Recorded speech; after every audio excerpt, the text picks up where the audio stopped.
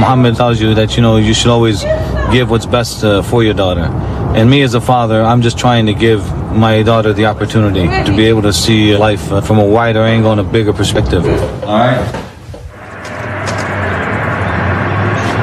People would immigrate into different parts of the country, but what was interesting is that they would all manage to find their way into Dearborn, a great many of them.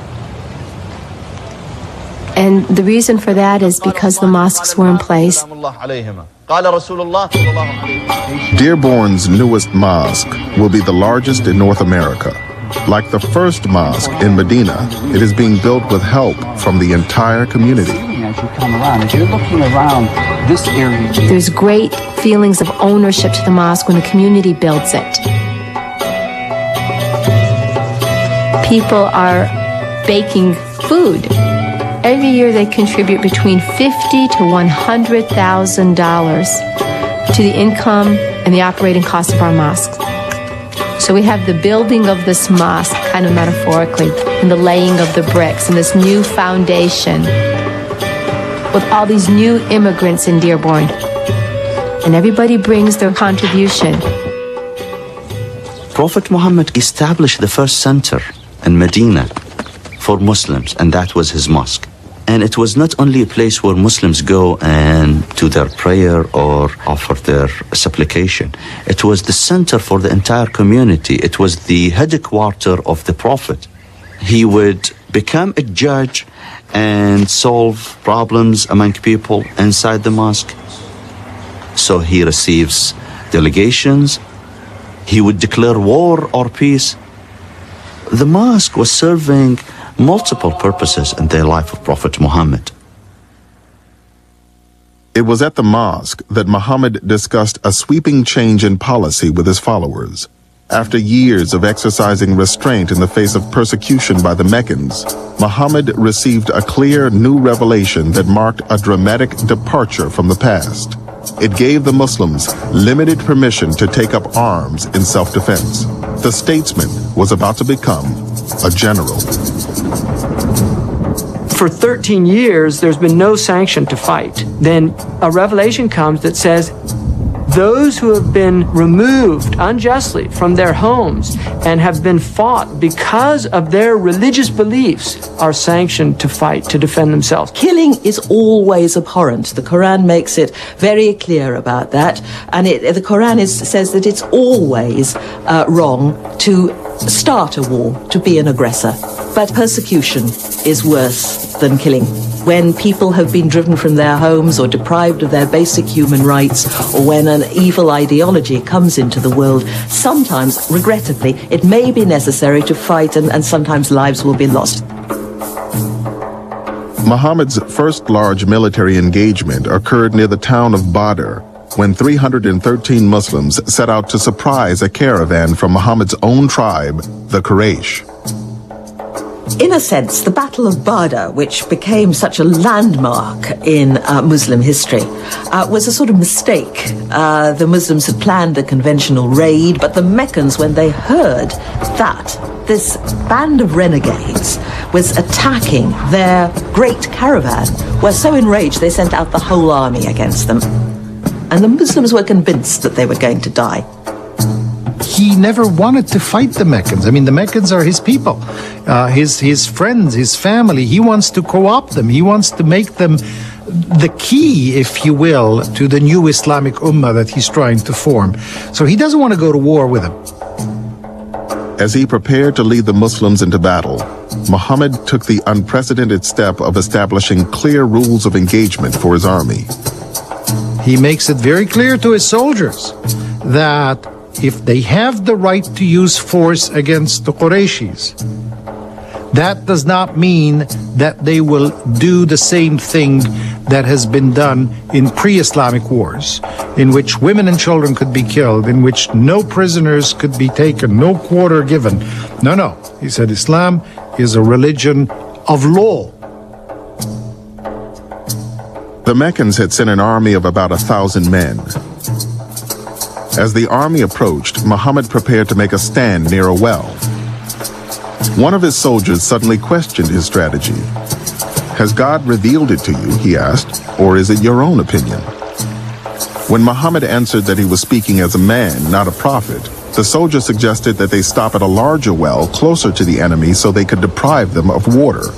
Muhammad agreed at once. The change in strategy proved decisive, and the Muslims recorded a resounding triumph.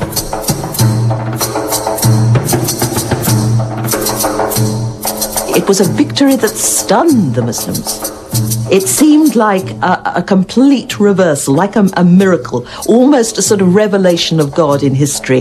A furqan, they called it, something that separated the just from the unjust. After the battle, Muhammad received a revelation claiming the victory for God. The Muslims felt that angels had been fighting alongside them. The victory reaffirmed their belief that God was on their side and raised Muhammad's status higher still. But his followers also knew that the Meccans would seek violent retribution.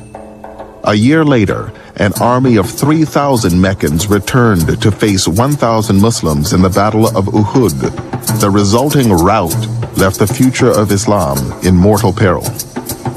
It was a horrible battle, and the corpses of the Muslims were mutilated by the Meccans, and the Meccan women, as was their wont, came out onto the battlefield and danced around the corpses.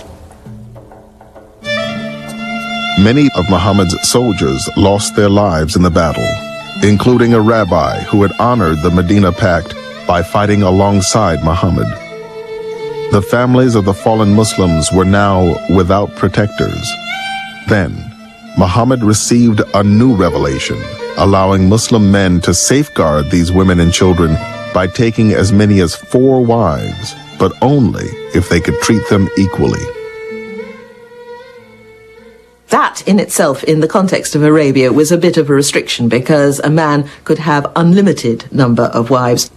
The context of the permission to polygamy is to say who is going to look after these women. And it was an act of faith, not an act of lust, that inspired men to take more wives. So it would be wrong to think of the Prophet as basking decadently in a garden of sensual delights with his harem. His harem was very much a matter of state, and sometimes his wives were rather a mixed blessing. Although Muhammad was monogamous during Khadija's life, after her death, he eventually married a number of women, including one of the Uhud widows, Salama. The reason for his marriages were really political alliances. It was a tribal society, and for Muhammad to marry into another tribe and to take a wife just meant that there was a bond being created with this tribe. Among Muhammad's wives were the daughters of his 2 closest allies, Abu Bakr and Omar. Abu Bakr's daughter, Aisha, would become one of the most influential women in his life. Aisha was very lively. She was brilliant.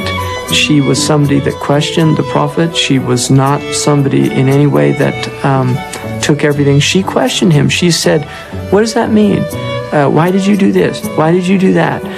She was somebody that really had an incredibly active mind. She memorized vast amounts of prophetic traditions, and she's considered to be actually the transmitter of a large number of traditions from the Prophet Muhammad.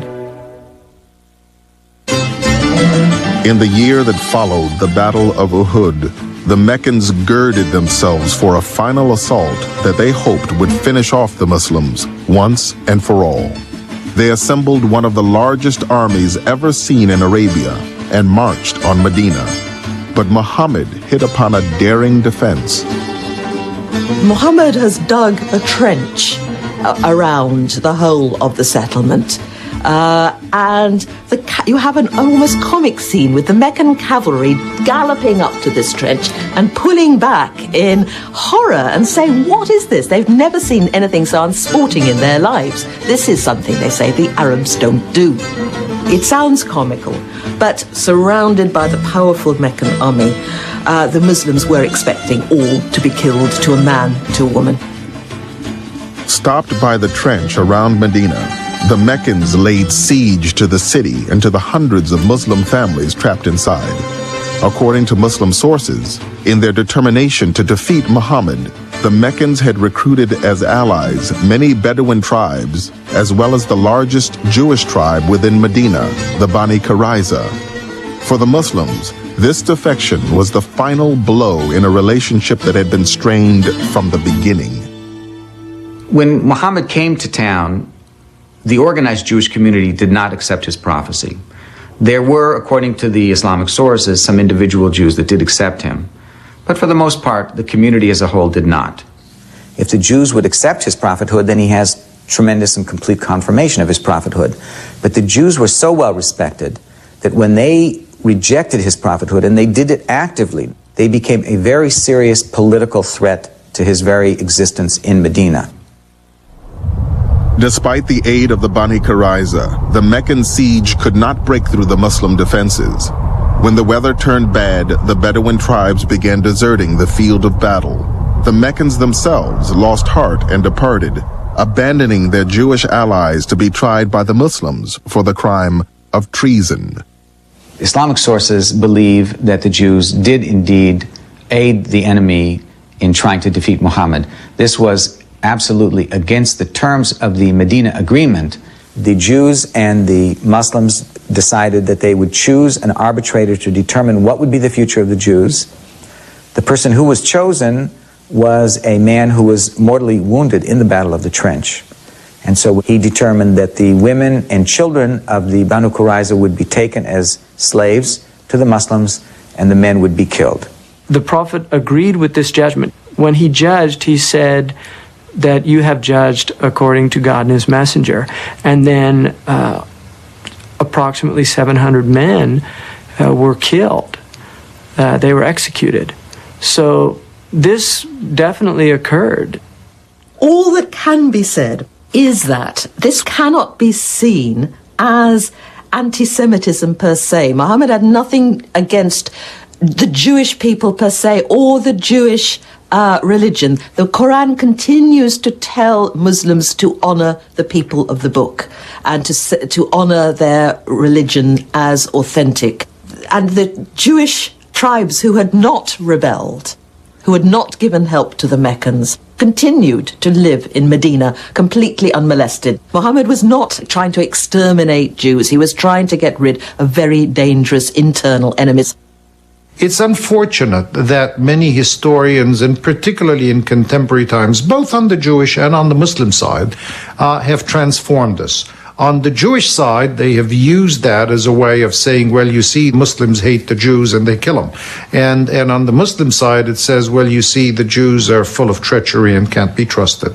Both are wrong. When the other tribes of the peninsula saw the impotence of Mecca with all its power and might against this little community, they began to switch allegiance and see that Muhammad was the coming man. Now, once that happened, once the tide had been turned after the Battle of the Trench, and the Muslims were no longer subject to the fear of extermination, Muhammad stopped the fighting. The Prophet Muhammad received a few people, militants, who just arrived from one of the battles that they came back from, and they felt so important. We finished this job fighting with the enemies of Islam. And the Prophet smiled and he said, let me tell you something. You finished the minor jihad, and now you have the bigger jihad ahead of you. And they were stunned. They thought that they just finished the biggest achievement in their life by being willing to sacrifice their own life. Then the Prophet explained that the biggest jihad is the struggle against your own desires and limitations. Jihad does not mean holy war, primarily. The word means effort, striving. And it's always a hard struggle to put the word of God into practice. When the Quran talks about struggling, or they're not talking always about fighting a holy war, they're talking about this immense struggle to implement a divine imperative in the flawed and tragic conditions of daily life. Fighting might sometimes have to be done as part of the jihad, but it is by no means the major imperative. I remember a quotation from Jesus, peace be upon him, who says that the first step in the reformation journey is to start with your own self. If you want to reform the society, you have to reform yourself first. And that's what basically the meaning of jihad.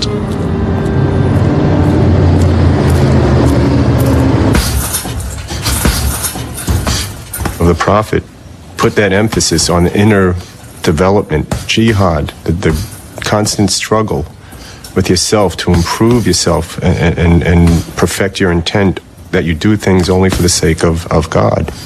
The most excellent jihad, holy struggle, is the struggle to control your ego, the self.